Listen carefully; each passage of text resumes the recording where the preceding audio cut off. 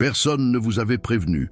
Vous avez fait le travail, vous avez confronté votre ombre, vous avez médité, vous avez lu les livres, vous avez traversé la nuit noire de l'âme, vous avez eu les intuitions profondes, vous avez ressenti l'expansion de conscience. Et maintenant, vous êtes ici, de l'autre côté, et vous ressentez un vide que vous ne parvenez pas à expliquer. Ce vide est terrifiant, parce qu'il n'a aucun sens. Vous devriez être illuminé. Vous devriez être en paix. Vous devriez être rempli de buts et de signification, mais au lieu de cela, tout semble plat. Les choses qui vous donnaient du plaisir auparavant ne fonctionnent plus. Et vous vous demandez si vous avez fait quelque chose de mal. Si l'éveil était une illusion, si vous êtes en train de régresser. Carl Jung connaissait ce vide, mais il n'en a jamais parlé directement. Il était trop occupé à cartographier le chemin vers l'éveil. Et pour détailler ce qui se passe après, c'est la partie de l'histoire qui reste silencieuse, la partie que personne ne veut admettre. Le vide après l'éveil est réel.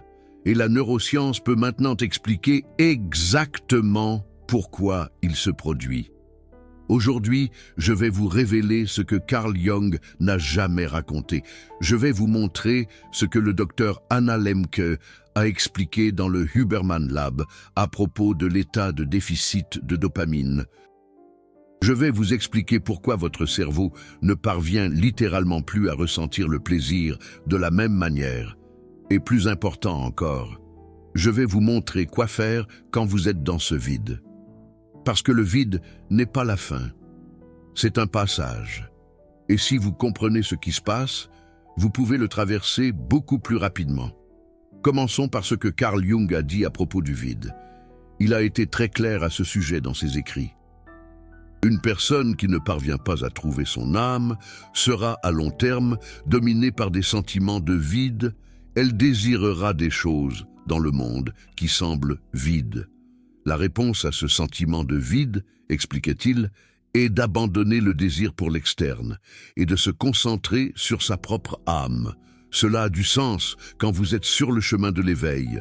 Vous arrêtez de chercher un accomplissement dans le monde extérieur. Vous regardez à l'intérieur. Vous trouvez votre âme. Mais voici ce que Carl Jung n'a pas expliqué clairement. Ce qui arrive quand vous trouvez votre âme et que vous vous sentez toujours vide. Il existe une différence cruciale entre deux types de vide. Le premier est le vide de celui qui n'a jamais regardé à l'intérieur. Ce vide est une faim, une recherche désespérée de quelque chose qui remplisse. Les personnes dans cet état accumulent des choses, des expériences, des relations, des réussites, essayant de combler un trou qui ne se remplit jamais.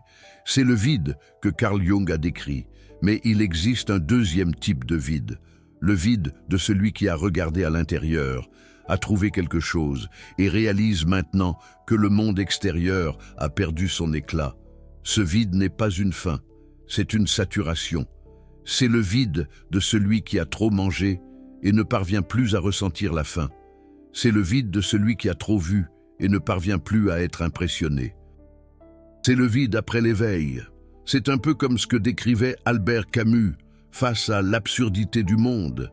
La neuroscience peut maintenant expliquer ce deuxième type de vide avec une précision effrayante. La docteure Anna Lembke, professeure à Stanford et spécialiste de l'addiction, a expliqué cela dans le Huberman Lab d'une manière qui change tout. Elle a dit qu'une des découvertes les plus intéressantes de la neuroscience au cours des 75 dernières années est que le plaisir et la douleur sont colocalisés dans le cerveau. Les mêmes parties du cerveau qui traitent le plaisir traitent également la douleur, et elles fonctionnent comme les côtés opposés d'une balance. Quand vous faites quelque chose de plaisant qui libère beaucoup de dopamine, votre cerveau compense immédiatement. Il réduit les récepteurs de dopamine, il diminue la transmission, et cela provoque une chute temporaire en dessous de la ligne de base. Cette chute est ce que vous expérimentez comme le vide après le plaisir, le lendemain d'une grande réussite, le lundi après un week-end incroyable, la déprime post-vacances. Mais gardez cette information, parce que j'y reviendrai plus tard, parce que ce qui se passe pendant l'éveil spirituel est encore plus profond. Pendant l'éveil, vous avez expérimenté des états de conscience intenses, des moments de connexion profonde, des intuitions qui semblaient devenir d'une autre dimension, des sensations d'unité avec tout. Ces états sont neurologiquement équivalents à des pics massifs de dopamine. Votre cerveau était en overdrive, et chaque pic a été suivi par une compensation. La Dr Lemke a expliqué que si vous continuez à rechercher ces pics de manière répétée, vous réinitialisez votre cerveau à un état d'anédonie, un état de déficit de dopamine. La balance reste en permanence inclinée du côté de la douleur, et vous perdez la capacité de ressentir du plaisir dans les choses normales. C'est exactement ce qui arrive après un éveil intense. Vous avez expérimenté des états tellement élevés que les états normaux vous semblent maintenant vides en comparaison. Pas parce que quelque chose ne va pas chez vous, mais parce que votre cerveau s'est adapté à un nouveau schéma. Et ce schéma ne peut pas être maintenu indéfiniment. Carl Jung en parlait d'une manière différente. Il disait que nous nous ajoutons un clair et un obscur, et plus de lumière signifie plus de nuit. Tout gain de lumière, de conscience, requiert ou invite un aspect compensatoire de nuit obscure. L'ego est initialement rendu, mais aussi requis pour supporter, à cause de l'intégration. Les horizons plus larges du processus d'individuation ne peuvent pas être atteints sans descente. Le vide après l'éveil est cette descente. C'est la compensation neurologique et psychologique pour les états de conscience élargis. C'est la nuit qui suit le jour. C'est le recul de la marée après la vague. Maintenant, laissez-moi revenir sur ce point que je vous ai demandé de garder en mémoire. La Dr Lemke a dit quelque chose de crucial sur le temps qu'il faut au cerveau pour se réinitialiser. Elle a dit que 30 jours est, dans son expérience clinique, le temps moyen qu'il faut au cerveau pour réinitialiser les voies de récompense et pour que la transmission de dopamine se régénère. Il existe également des preuves scientifiques qui soutiennent cela. Des études d'imagerie montrent que les cerveaux sont toujours en état de déficit de dopamine 2 semaines après l'arrêt de la consommation de drogue. Une étude a révélé que des hommes déprimés et dépendants à l'alcool, après 4 semaines sans accès à l'alcool, 80% ne remplissaient plus les critères de dépression majeure. Pendant les 10 premiers jours, il est normal de se sentir plus mal avant de se sentir mieux. La plupart des gens se sentent plus mal pendant 2 semaines. Mais s'ils parviennent à passer les 2 premières semaines, l'amélioration commence dans la 3e semaine. Dans la 4e semaine, la plupart des gens se sentent significativement mieux qu'avant d'arrêter. Cela s'applique directement au vide après l'éveil. Si vous arrêtez de rechercher des états de conscience élevés de manière compulsive, si vous permettez à votre cerveau de se rééquilibrer, le vide commence à diminuer au bout d'environ 30 jours. Il ne disparaît pas complètement, mais il devient supportable, gérable et éventuellement transformateur. Mais voici quelque chose que la Dr Lemke a également dit, qui est profondément pertinent. Ce dont parlent les personnes en rétablissement d'une addiction, c'est, dans une certaine mesure, de devoir apprendre à vivre avec des choses qui sont un peu ennuyeuses la plupart du temps. C'est dur à entendre. Pour ceux qui ont expérimenté des états de conscience expansés, vous avez goûté à l'extraordinaire, et maintenant, vous devez vivre dans l'ordinaire. L'ordinaire semble gris en comparaison, comme une prison après avoir volé. Carl Jung, lui, l'a compris. Il disait que la nuit noire de l'âme est plus qu'une simple dépression ou un deuil. C'est un démantèlement psychologique et spirituel qui survient quand nos vieilles façons d'être ne nous servent plus. Il croyait que cette descente dans l'obscurité n'est pas seulement inévitable pour certains, mais essentielle pour la véritable autoréalisation. Le vide, après l'éveil, n'est pas une erreur. Ce n'est pas une régression, c'est une phase nécessaire du processus. C'est la période où votre cerveau se recalibre. C'est la période où votre psyché intègre ce que vous avez expérimenté. C'est la période où vous apprenez à vivre d'une nouvelle façon. Il y a une différence cruciale entre le vide post-éveil et la dépression clinique. Dans la dépression, il y a une sensation de stagnation. Rien ne semble avoir de signification. Rien ne semble avoir de but. Dans la nuit noire de l'âme, dans laquelle le vide post-éveil s'inclut. La douleur a une signification évolutive. Il y a une sensation que quelque chose de plus grand se passe. Même dans le vide, il y a une intuition que ceci est un passage, pas une destination. Si vous êtes dans le vide et que vous sentez que rien n'importe, que rien n'a de sens, sans aucune intuition que ceci est transitoire, consultez un professionnel. La dépression clinique est une condition sérieuse qui peut requérir un traitement médical. Mais si vous êtes dans le vide et qu'en quelque part profond, vous savez que ceci fait partie de quelque chose de plus grand, continuez à lire. Carl Jung a traversé son propre vide. En 1913, après sa rupture avec Freud, il s'est retrouvé hors du club, à la dérive, sans but de carrière, ni chemin. Il était perdu d'une façon que peu comprenaient. Mais c'est exactement durant cette période qu'il a fait son travail le plus profond, l'imagination active. La compréhension de l'inconscient, l'intégration de l'ombre, le processus d'individuation, tout est venu à travers la nuit noire de son âme. C'est comme si Albert Camus avait puisé son inspiration dans l'absurde pour créer. Dans son travail, Jung retrouve son âme à nouveau et parle avec elle. Cette rencontre est significative parce qu'il a abandonné son âme pendant longtemps. Il était trop concentré sur la vie quotidienne. Après beaucoup de temps, la déconnexion avec lui-même est devenue évidente et la réconciliation avec lui-même l'a rempli de bonheur et de signification. C'est un peu comme si Antoine, après des années passées à courir après le succès, s'était enfin assis pour écouter son cœur. C'est ce qui est de l'autre côté du vide.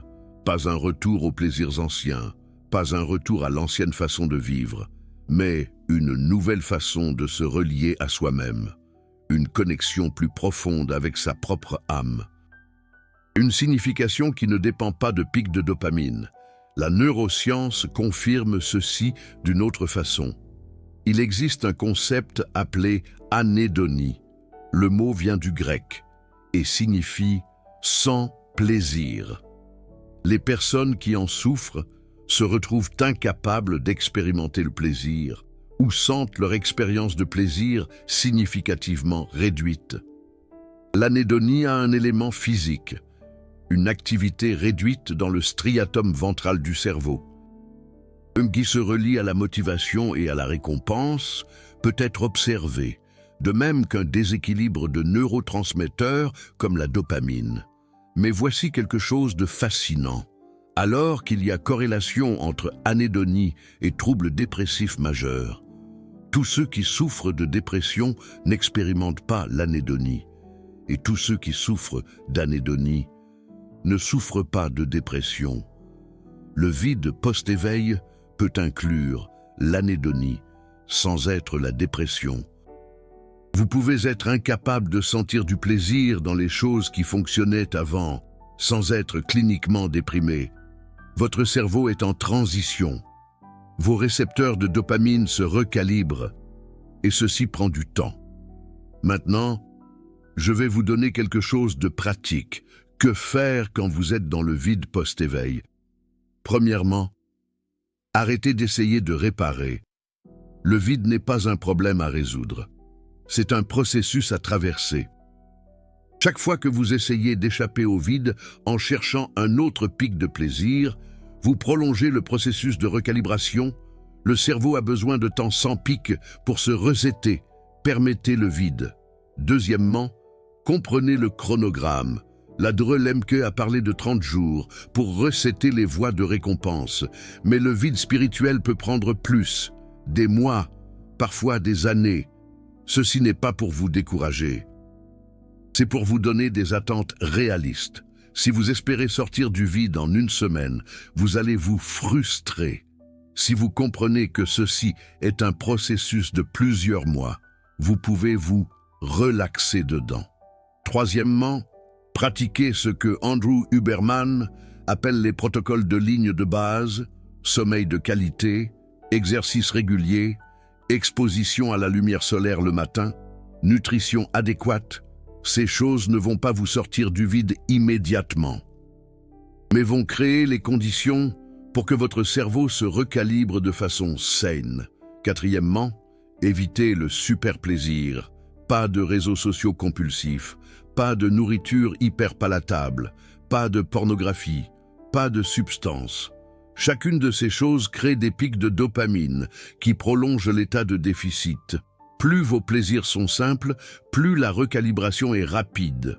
Cinquièmement, trouvez de la signification dans l'ordinaire. Ceci est le plus difficile, mais c'est le plus important.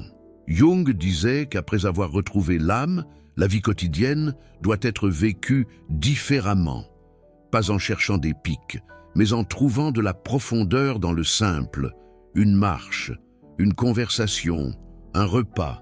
Quand vous arrêtez de comparer l'ordinaire avec l'extraordinaire que vous avez expérimenté, l'ordinaire commence à révéler sa propre beauté. Sixièmement, continuez les pratiques, mais avec légèreté, méditation, journaling. Contemplation. Ces pratiques continuent d'être importantes, mais dans le vide, elles ne doivent pas être faites en cherchant des états élevés. Elles doivent être faites comme des ancres, comme des façons d'être présents dans l'ordinaire, sans fuir celui-ci. Septièmement, soyez patient avec les relations. Les personnes qui n'ont pas traversé l'éveil ne vont pas comprendre votre vide. Elles peuvent penser que vous êtes déprimé. Elles peuvent vouloir vous remonter le moral. Elles peuvent ne pas savoir comment vous aider. Ceci est normal. Vous n'avez pas besoin qu'elles comprennent. Vous avez seulement besoin de continuer à vous connecter, même quand la connexion semble plate.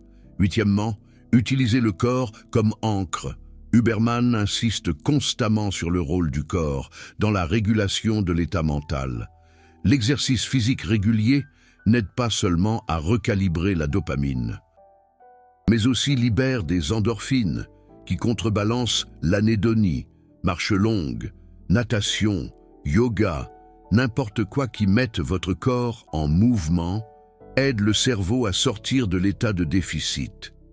Neuvièmement, pratiquez la gratitude de façon structurée. Ceci peut sembler cliché, mais la neuroscience derrière est solide. Les pratiques de gratitude activent le cortex préfrontal ventromédial et libèrent dopamine et sérotonine, pas la gratitude forcée. Pas les listes mécaniques, mais une pause généreuse pour noter ce qui fonctionne encore, ce qui est encore présent, ce qui soutient encore votre existence. Dixièmement, acceptez que le plaisir va retourner de façon différente. Vous n'allez pas retourner à sentir du plaisir de la même façon qu'avant.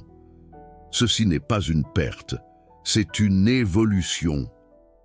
Le plaisir post-éveil est plus subtil, plus profond, moins dépendant de stimuli intenses, plus disponible dans l'ordinaire. Et quand vous cessez d'attendre, l'ancien plaisir, le nouveau plaisir commence à se révéler. Il y a quelque chose dont on parle peu concernant le vide post-éveil. Il a des phases, ce n'est pas un bloc uniforme d'apathie. Il oscille. Il y a des jours meilleurs et des jours pires. Il y a des moments d'espoir et des moments de désespoir. Reconnaître ces phases aide à ne pas trop s'identifier à l'une d'elles. La phase initiale est souvent la plus intense. C'est quand le contraste entre les états élevés et l'état actuel est le plus frappant. Tout semble avoir perdu sa couleur. Rien n'excite, rien ne motive. Cette phase peut durer des semaines. La phase intermédiaire apporte des moments de soulagement. Vous commencez à avoir de petits aperçus que le plaisir existe encore. Un repas qui a du goût, une conversation qui a de la connexion, un moment de beauté qui pénètre le vide. Ces moments sont importants.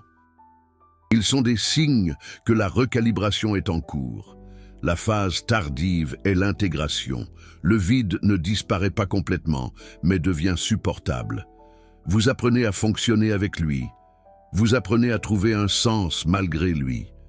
Et éventuellement, vous réalisez que le vide était un professeur. Il vous enseignait à vivre d'une façon qui ne dépend pas de pic. Il y a quelque chose de plus que je dois vous dire. Le vide n'est pas seulement neurologique. Il est aussi psychologique et spirituel. C'est la période où vous apprenez à vivre sans les illusions qui soutenaient votre vie antérieure. Avant l'éveil, vous dériviez probablement votre identité de choses externes. Votre carrière, vos relations, vos accomplissements, vos possessions. L'éveil a enlevé ces sources d'identité. Il a montré qu'elles étaient illusoires. Et maintenant, vous êtes nus, sans les vêtements que vous aviez l'habitude de porter. Ce vide d'identité fait partie du processus. Vous apprenez à exister sans vous définir par des choses externes. C'est libérateur à long terme, mais à court terme, c'est terrifiant. Vous vous regardez et vous ne savez plus qui vous êtes. Carl Jung appelait cela la mort de l'ego. L'ancien moi, avec ses attachements, ses croyances et ses désirs, doit mourir pour laisser place à un nouveau moi, plus intégré. Ce processus n'est pas différent du concept d'individuation de Jung, qui implique une confrontation avec l'inconscient et l'ombre. Le vide est l'espace entre l'ancien moi et le nouveau moi. C'est le couloir entre deux pièces. C'est le tunnel entre deux montagnes. Vous n'êtes plus à l'endroit ancien. Vous n'êtes pas encore arrivé au nouveau. Et rester au milieu est inconfortable. Mais le milieu est où la transformation a lieu. Pas aux extrémités, pas dans les pics. Dans le vide, dans l'ordinaire, dans le plan, c'est là que le nouveau vous se forme, silencieusement, sans fanfare, sans expérience mystique, juste en existant, juste en étant. Il y a un dicton zen qui parle de cela. Avant l'illumination, coupez du bois, portez de l'eau. Après l'illumination, coupez du bois, portez de l'eau. Le vide est le moment où vous réalisez que l'illumination ne vous exempte pas de la vie ordinaire. Elle vous ramène à elle, mais d'une façon complètement différente. La vie ordinaire avant l'éveil était une prison. Vous étiez pris au piège sans savoir qu'il existait autre chose. La vie ordinaire après l'éveil est un choix. Vous avez vu l'extraordinaire, et maintenant vous choisissez de vivre dans l'ordinaire. Non parce que vous n'avez pas d'option, mais parce que vous avez réalisé que l'ordinaire est l'extraordinaire déguisé. Andrew Huberman parle de quelque chose qui se relie directement à cela. Il mentionne que la dopamine n'est pas à propos d'avoir du plaisir. Elle est à propos de vouloir. Elle est à propos de motivation et de désir de poursuivre quelque chose. Quand vos niveaux de dopamine sont bas, vous ne sentez pas seulement moins de plaisir, vous sentez moins l'envie de faire quoi que ce soit. La motivation disparaît en même temps que le plaisir. Cela explique pourquoi le vide post-éveil vient fréquemment accompagné d'une paralysie d'action. Vous savez ce que vous devriez faire, mais vous n'arrivez pas à vous bouger. Ce n'est pas de la paresse, c'est de la neurobiologie. Votre cerveau est dans un état qui rend littéralement l'action difficile. Et forcer l'action dans cet état peut prolonger le déficit. La solution, paradoxalement, est d'accepter l'inaction temporaire. Ne pas se punir de ne pas être productif, ne pas se comparer à qui vous étiez avant. Permettez au corps le repos dont il a besoin pour se recalibrer. Quand les niveaux de dopamine commenceront à se normaliser, la motivation revient, non forcée, naturelle. Il existe un piège courant à ce point.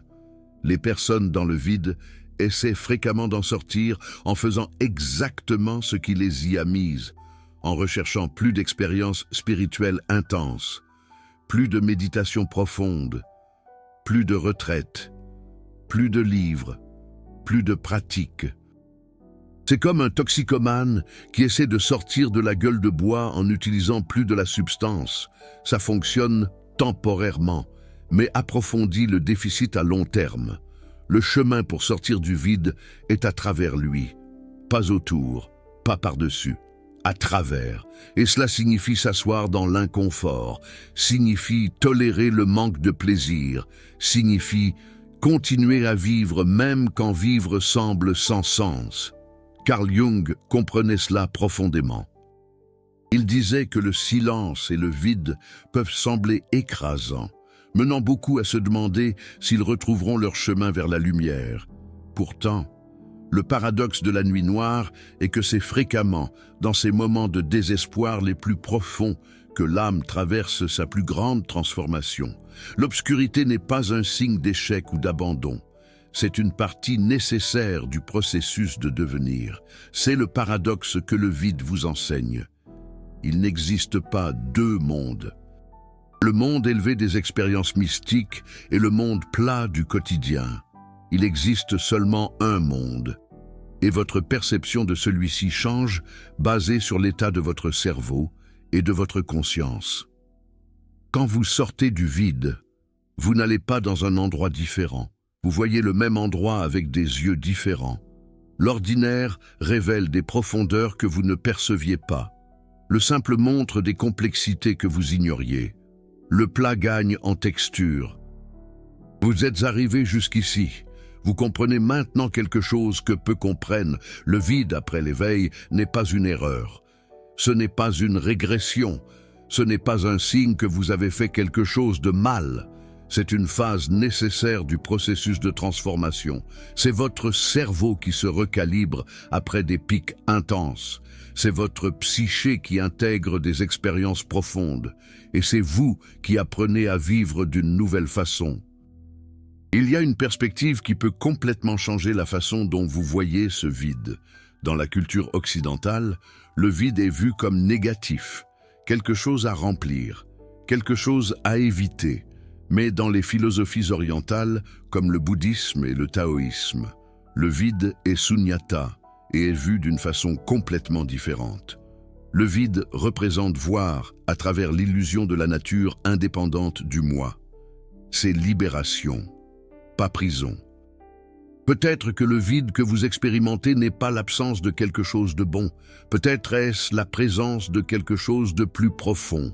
L'absence d'illusion qui remplissait votre vie, l'absence d'attachement qui définissait votre identité, l'absence de distraction qui vous empêchait de voir clairement. Carl Jung avait une phrase qui s'applique parfaitement ici. Il disait que celui qui regarde dehors rêve, celui qui regarde dedans s'éveille. Antoine a rendu visite à Camille à Lyon. Le vide est ce moment précis où vous avez cessé de rêver éveillé au monde extérieur et où vous avez vraiment commencé à vous éveiller à votre monde intérieur. Et ce monde intérieur, au début, semble vide parce que vous n'avez pas encore appris à le voir. Les neurosciences ont un concept lié à cela. Le réseau du mode par défaut, ou RMP, est le réseau cérébral actif lorsque nous ne sommes pas concentrés sur des tâches externes. C'est là où se produisent l'autoréflexion, la planification, la rumination. Durant les expériences mystiques, l'activité du RMP diminue souvent. Vous arrêtez de penser à vous-même, et c'est libérateur. Mais ensuite, lorsque le RMP revient à son fonctionnement normal, il rencontre un terrain différent. Les anciens récits sur qui vous êtes ne fonctionnent plus. Les vieilles préoccupations semblent insignifiantes, et le RMP, essayant de faire son travail de création d'un récit cohérent sur vous, rencontre un vide. Il n'y a pas de matière à travailler. Les vieilles histoires ont été démasquées. C'est temporaire. Avec le temps, de nouveaux récits émergent, de nouvelles façons de se comprendre, de nouvelles significations se forment, mais tant que cela n'arrive pas, il existe le vide, l'écart entre l'ancienne histoire et la nouvelle, l'espace entre qui vous étiez et qui vous êtes en train de devenir. Andrew Huberman mentionne l'importance de ce qu'il appelle l'ancrage spirituel comme l'un des 8 piliers fondamentaux de la santé. Il reconnaît que les êtres humains ont besoin de quelque chose au-delà du physique. Ils ont besoin de connexion avec quelque chose de plus grande. Et le vide post-éveil est souvent le moment où cette connexion doit être reconstruite d'une manière plus mature, moins basée sur des expériences, plus basée sur une présence continue. Il existe un phénomène intéressant qui se produit chez les personnes qui traversent le vide et en sortent de l'autre côté. Elles développent une résilience unique, parce qu'elles ont expérimenté la perte de tout ce qu'elles pensaient être important et qu'elles ont survécu, parce qu'elles ont affronté le vide absolu et qu'elles n'ont pas été détruites. Cela crée une confiance profonde, pas la confiance bruyante de l'ego, mais la confiance silencieuse de celui qui sait qu'il peut supporter n'importe quoi. Carl Jung disait qu'un arbre ne peut pas croître vers le ciel, à moins que ses racines n'atteignent l'enfer. Le vide est l'enfer, et vos racines s'y enfoncent. Lorsque vous émergerez, vous serez plus enraciné, plus stable, plus capable de croître encore, plus haut. Carl Jung n'a jamais dit cela aussi clairement, peut-être parce qu'il était encore en train de le traiter lui-même. Ou peut-être savait-il que certaines choses ne peuvent être comprises que par ceux qui les expérimentent. Le vide est l'une de ces choses. Vous ne pouvez pas comprendre le vide en lisant à son sujet. Vous ne comprenez le vide qu'en le traversant. Et si vous le traversez maintenant, sachez que vous n'êtes pas seul. D'innombrables chercheurs avant vous ont traversé ce même vide et en sont sortis transformés, pas meilleurs au sens de plus heureux, mais plus réels. Plus intégrés, plus capables de vivre sans dépendre de pics de quelque nature que ce soit. La question maintenant est simple. Allez-vous résister au vide ou allez-vous le traverser? Allez-vous essayer d'échapper ou allez-vous permettre? Allez-vous chercher un autre pic ou allez-vous laisser votre cerveau se recalibrer? Le vide n'est pas votre ennemi. Il est votre professeur le plus sévère. Il enseigne des leçons qu'aucune expérience mystique ne peut enseigner. Il enseigne la patience, il enseigne l'humilité, il enseigne que vous êtes plus que vos états émotionnels, plus que vos pics de plaisir, plus que vos expériences. Quand vous sortez finalement du vide, vous n'êtes pas la même personne qui est entrée. Vous êtes quelqu'un qui a traversé le feu et n'a pas été consumé. Quelqu'un qui a affronté le néant et a découvert qu'il existait encore quelque chose. Ce quelque chose, c'est vous, pas le vous que vous pensiez être, mais le vous qui a toujours été caché derrière tous les masques et illusions. La réponse, seul vous pouvez la donner, mais quel que soit votre choix, sachez que le vide n'est pas permanent. Il passe, et ce qui vient après vaut la traversée. Ces connaissances que j'ai partagées ont nécessité des années de recherche pour être réunies. Carl Jung, les neurosciences, Andrew Huberman, les traditions contemplatives. Tout est connecté pour vous donner une compréhension que peu possèdent. Si vous avez ressenti la valeur de cela, pensez à soutenir via le Super Thanks. Chaque soutien, c'est vous qui dites, continue à révéler ces connexions. Continue à unir la sagesse ancienne à la science moderne. Vous n'êtes pas seulement un spectateur, vous faites partie de cette mission d'éveil collectif. Maintenant, racontez-moi dans les commentaires, traversez-vous le vide post-éveil en ce moment? Comment cela se passe-t-il pour vous? Qu'est-ce qui vous a aidé à le traverser? Je veux entendre votre expérience. Parce que chaque histoire partagée illumine le chemin pour les autres qui commencent cette phase du voyage.